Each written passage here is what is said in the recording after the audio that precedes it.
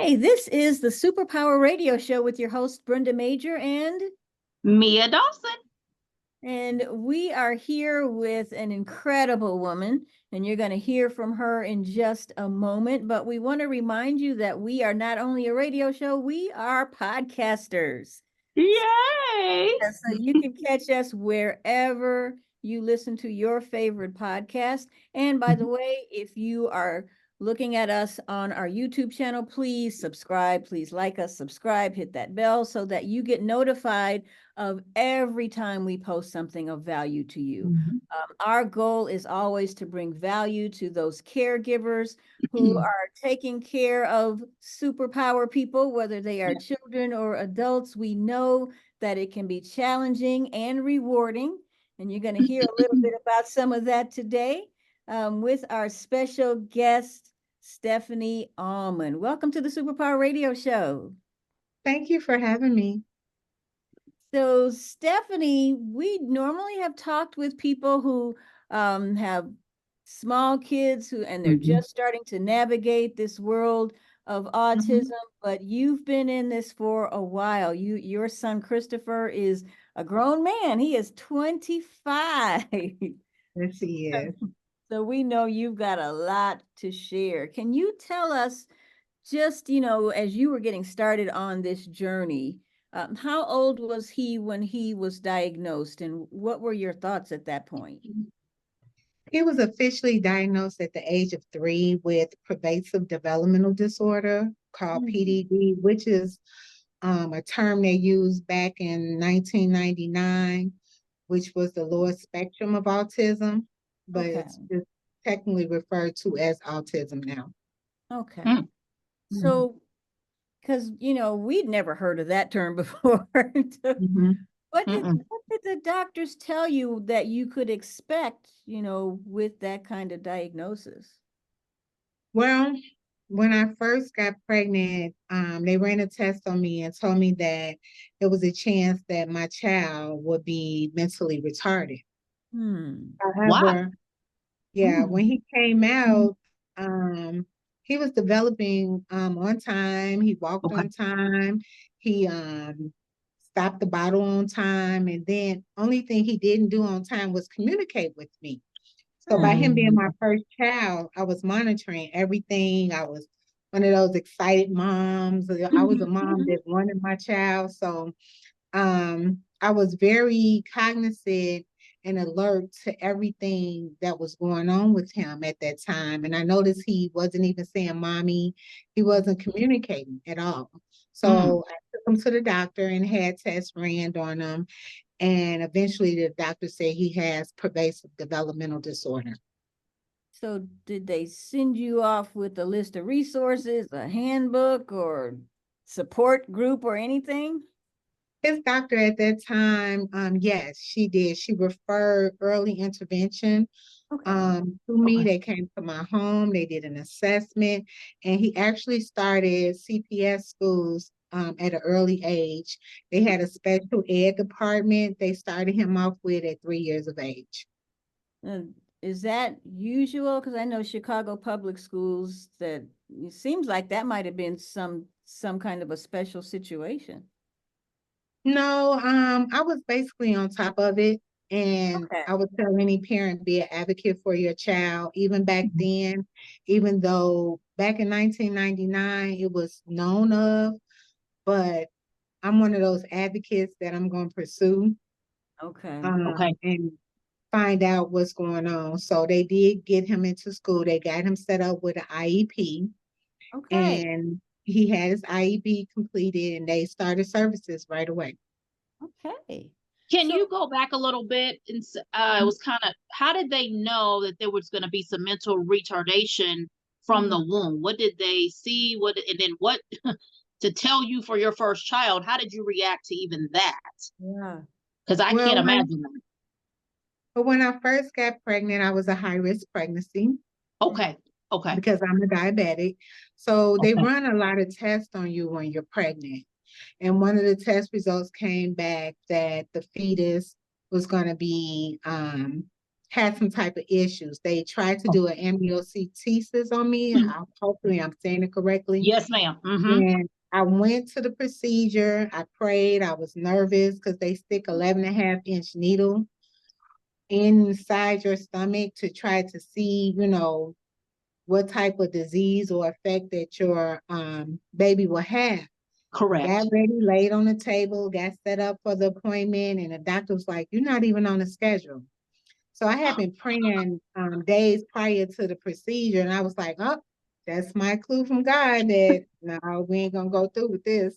So I got on up and had my baby. Wow. Wow. Wow.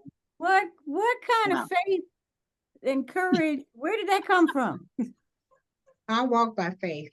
I walk by faith in everything, every step I take. I walk by faith. So Wow.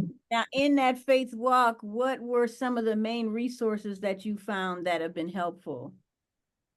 I advocated for Christopher at a very early age. Okay. During the IEP, he had therapy, communication skills. I watched the news a lot, and at that particular time, my mom so happened to be watching Channel 2, and they had a special on autistic children. And the special, I didn't see it myself, but the special was basically saying certain vitamins will help them communicate. And it was like vitamin B12, B6, zinc, all these multitude vitamins combined together will help them to communicate. So I went out, bought all the vitamins listed on this channel, which now I end up giving him Centrum Advanced, it's the liquid kind. Okay. And immediately when I gave him those vitamins, he started talking that same week. Whoa. Whoa. That's Immediately. amazing. That's amazing. Oh, wow. So I started telling all my friends that I knew that had a disabled Correct. child going through the same road that I was going to get some Centrum Advanced, the liquid kind. They sell it at Walmart. They sell it at, jewel stores like that, and give them to, give it to your child that, may have autism. Wow. Wow. So it worked for my child. And like I say, he started saying mommy right away. Wow. Wow. So now as you were going through and finding out these resources, you're watching, you're listening, you're trying things. What was it like in his early years of school? How was the IEP going for him, and his socialization and that kind of thing? Well, the IEP at that time was twice in a school year. You had at the beginning of the school year and at the end, and you come in and you sit down and they offer you services, and the services that you feel that you may need, your child may need, like cognitive skills and different therapy sessions to assist with him. I made sure that happened. Okay. Also, I had him register on the PUNS program at a very early age. And the PUNS program is a service that CPS, the state of Illinois, offer. So I had him register at a very early age because it's a waiting list, it's a lottery. So he was pulled for the PUNS list when he turned 21. As soon as he turned 21, the state started offering him services, which is helping him to this day. Okay. So these are services through the state of Illinois, and is it specifically more for adults who may not be able to live on their own? What kinds of services are provided? If you can find the PUNS program on the internet, I don't have it in front of me right now. I'm sorry, I wasn't prepared. That's all right. That's okay. Just tell us how it's helping him, because that would be well, other people. Once Chris turned 21, of course, he had graduated from high school. And when he got selected into the program, it's a day program they offered him. Prior to this program, let me just let everyone know, prior to this program, they offered me respite program through the state of Illinois, where on the weekends, I was able to, have a few hours to myself. So I Mhm. found this program called Adventures Unlimited. Mm. They have two locations on the south side and west side of Chicago. It's several programs out here. So I would tell any parent who's advocating for their children, get involved in respite programs, which help you. They send children out on weekends, on Mm. little adventures, vacations, teach them how to shop. Mm. Nice. Offer several different type of services, Mhm. take them camping, things of that nature, Mm. swimming, different opportunities that helped. And then once Chris turned 21, he was eligible for the Ponds program, which now he's in a day program where he goes and they take him again shopping, um, teaching him, different classes because he Okay. is a man. Ah, So they have, they offer different classes throughout the day. So it's almost like wow. he's learning, some of the life skills that he would need now that he's an adult. Correct. Okay. Hmm. Okay, that is great to know. And listeners and viewers, we're gonna put a lot of these resources out there, list those Yes. for you so you can check Yeah. those out. And I know, Stephanie, you've done so much legwork in terms of resources for Yeah. Christopher. So now that, you've got those resources for him, what are some of your hopes and your goals for him now that he is an adult? I would tell any parent who has a child with autism, communicate with your child, Mhm. um, because they still human Yep. and they still Yep. have feelings and Yep. they're still they go through normal changes like Yep. we do as adults, Yes. Mhm. emotional, physical Yeah. changes. So communication is the key, and one of the key things Christopher has told me, he wants a family. He wants a Okay. wife. Oh. And so one thing I'm so proud of him, he comes home and washes clothes every weekend. He Okay. cleans up his room. I think he is the cleanest one in the house. So he does things that really shock me. Um, and he expresses himself now. Before he wasn't very expressive. So Mhm. Christopher really expresses himself, tell you what he likes to eat, what he likes to do. Because I left that communication open. Sometimes he'll get Mm. a little mood where he don't want to be expressive, but you got to catch him at that moment where it's like, Chris, what do you want to do today? So Mhm. I'm really so proud of him. That is awesome. Mhm. You haven't said this, and how did his father, if his father was in a picture at all, had ever been react? Because Brenda and I deal with a lot of men Mhm. on different cultures who they don't handle the same way moms do. And so I Correct. was just wondering, Mhm. how did his father react? Is his father in his life? How did that go? Because we deal with a lot of men who it's a lot of pushback, should I Yeah. say that, because they can't Unfortunately, handle. I'm a single mom at the Okay. time. I was married, so my husband at the time, he was active in Christopher life. Okay. In situations like this, a lot of people are not educated, Mhm. Okay. Okay. and it takes patience, it Yes, takes ma'am. understanding, Yes, ma'am. um, it takes willing to learn what this disability is about. Yes, ma'am. They're very routine individuals. They go by routine. When you alter that routine, it'll set them off. Yes. So Yeah. I will let anybody know, you have to be patient. Communication, teaching them to communicate with you, especially when they're alert Mhm. Okay. and they're aware. Like I'll let Chris know, hey Chris, where are we at on the street? Okay. Where are we going? Mm. Where are we going to Walmart? So he knows how to go to Walmart, buy his groceries. I give him Okay. his card. He take his card. He's not really good with money, but as far as his card, he'll take his card, put all his items in the basket. If he's short on his soap or Mm-hmm. his shampoo or something, he just told me the other day, Mom, you need to go get me some shampoo and you need Mm. some Downy. I said, I need some Downy because he washes clothes. So it kind of, Okay. I said, I need some Downy. He said, yeah, all the Downy is gone. We need Downy.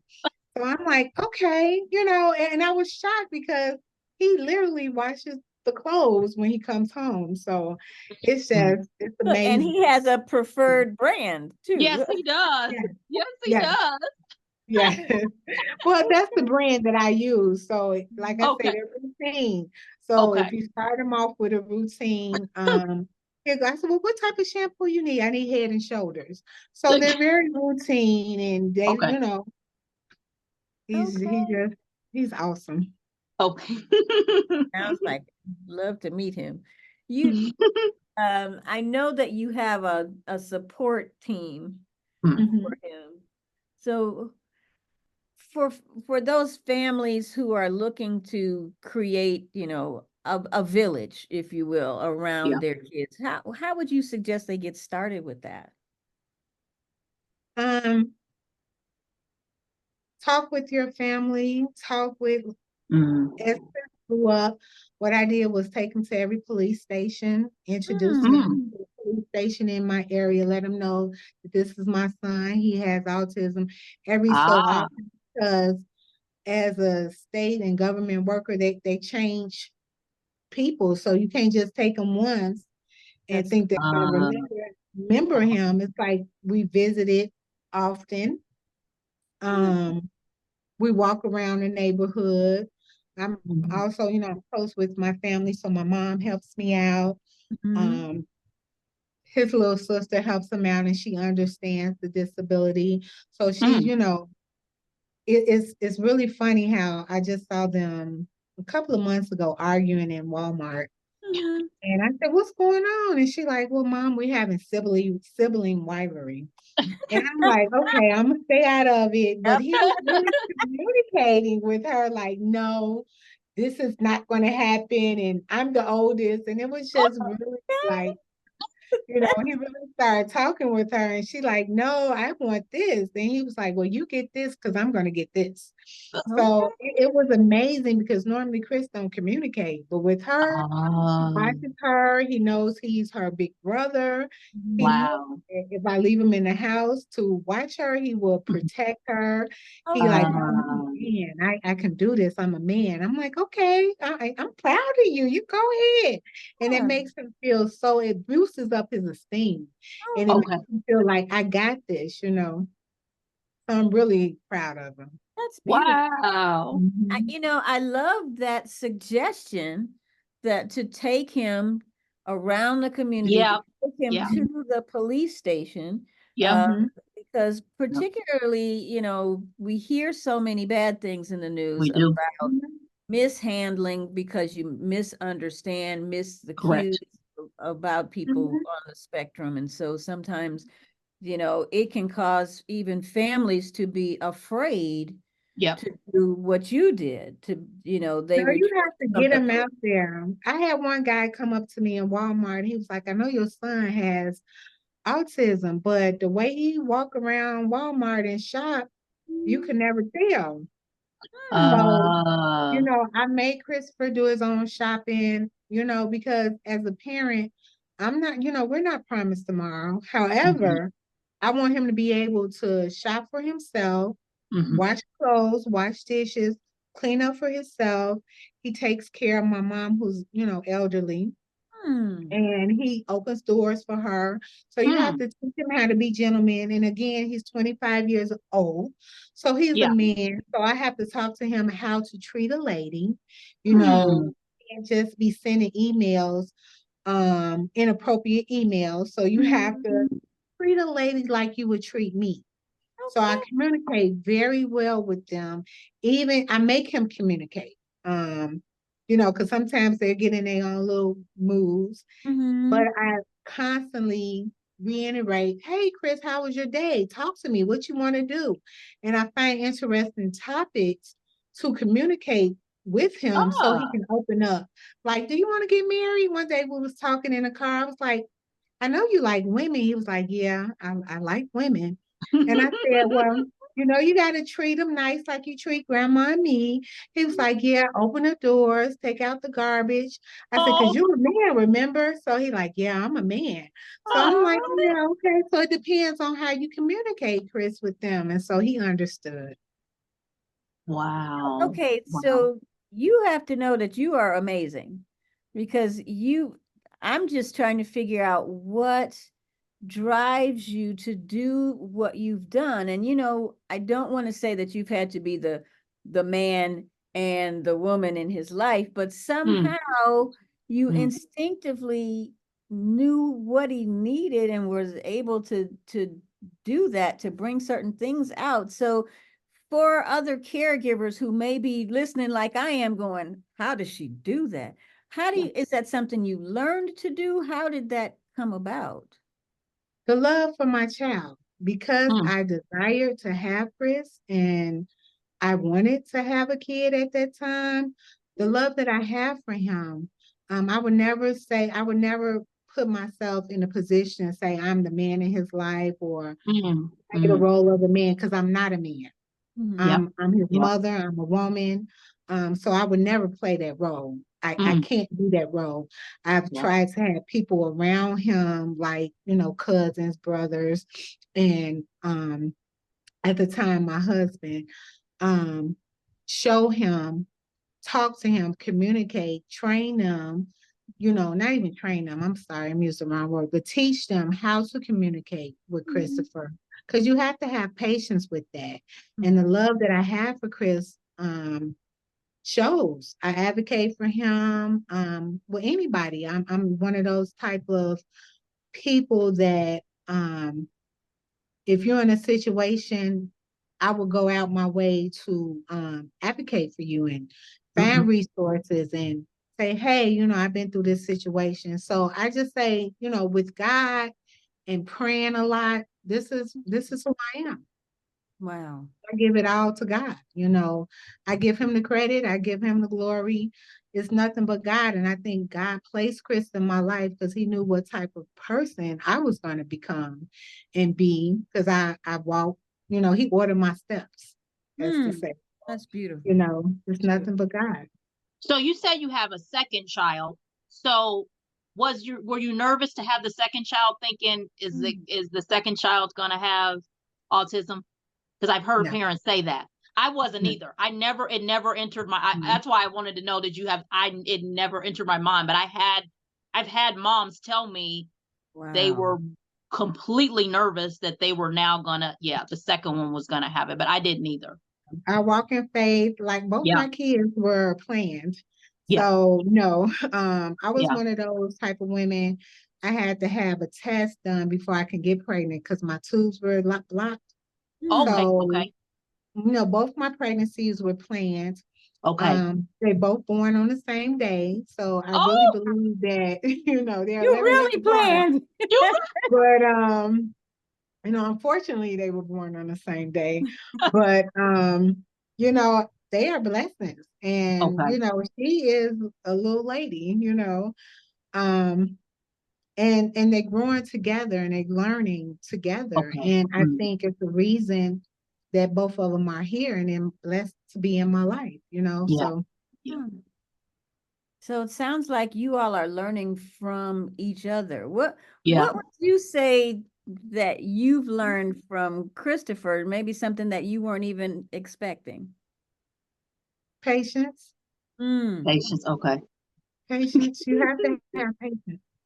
Um, and they're human. Mm. The other day he actually cried, and that was the first time he actually cried that I'd seen an emotion come out of him Hmm. due to Wow. the circumstances. And it's amazing because sometimes people ignore the fact that they have a child with a disability and that they are Mm, human and Mhm. that they have emotions and feelings and they like to express themselves, and you have to give them that opportunity. They can't express themselves like you or I can express ourselves right on point. Mhm. It takes them a minute to get out what they, yep. because the brain Yep. cells are not connecting. So it Yep. takes them a minute to communicate no, Yes. this is what I want. So you Yes. have patience is the key Hmm. to all understanding. And sometimes you have to be patient. You just have to be patient with them. And he's taught me that. Am I human? Yes. Do I get frustrated? Yes. But at the Mm-hmm. end of the day, this is somebody that I will go to the ins and out for, and I love him dearly. And I have to understand, hey, Chris, help mommy understand. And he'll sit down, he'll get upset, and he'll come back. Well, mom, this is what I'm trying to tell you. And I'm like, Uh, okay, hey. Okay. wow. Yeah. Wow. I just feel like you have so many good instincts. I mean, they say mothers have that, but yours are just Mhm. it is like your superpower. And that's what's going to be my next question. What would you say is your superpower?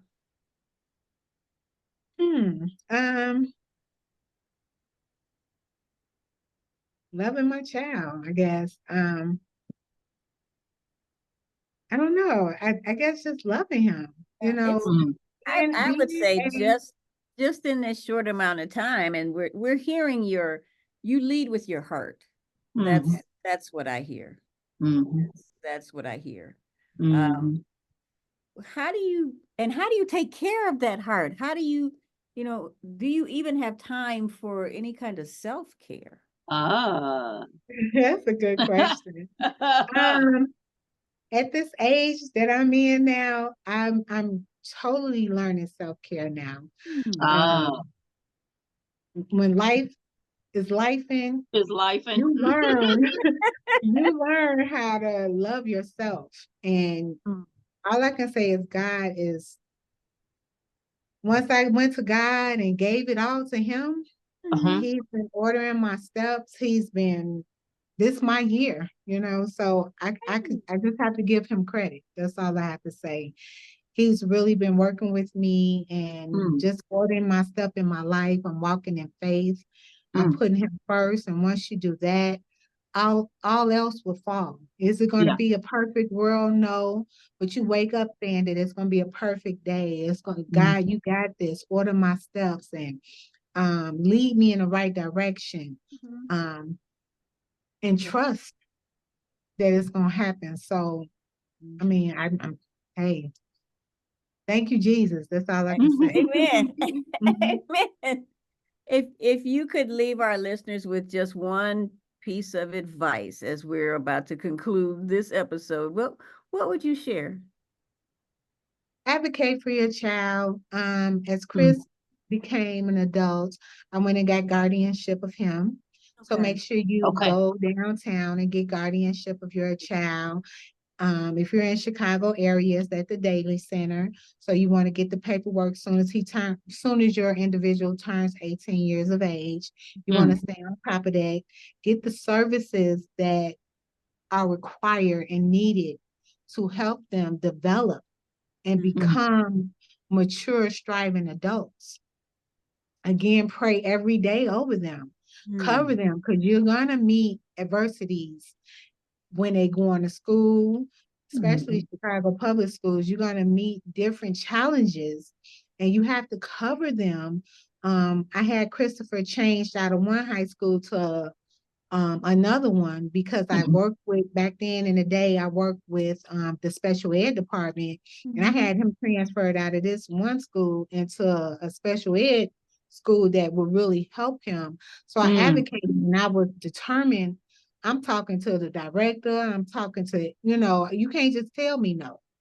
Yeah. Okay. So Yeah. Yeah. also, I would advise parents make sure, once they get 18, they qualify for different Medicaid cards. If you Okay. don't have them on there yet, they qualify for transportation. So make sure you Mm. get them enrolled in transportation. He had to go get an interview to get a bus card for the rest of his life. Okay. It's services out there. You just gotta look them up, and I sent you guys a list of all the Wow. trails that I've been through that Yes. you can share with staff, but I definitely would say guardianship is the key. Is the key. Okay. Okay. So we again thank you so much for your Thank you wisdom, for having for me. your heart, You are so Mhm. welcome for your resources, just for your walk. That's just been so inspiring. So, listeners, we know that you gained so much from Stephanie's experience, and so we thank you for coming along with us. And we're likely to have you back because I think you've got some Thank more to you. share with us. So this has been the Superpower Radio Show with your host Brenda Major, and Mia Dawson. and we'll be back very soon. See you later. Bye bye.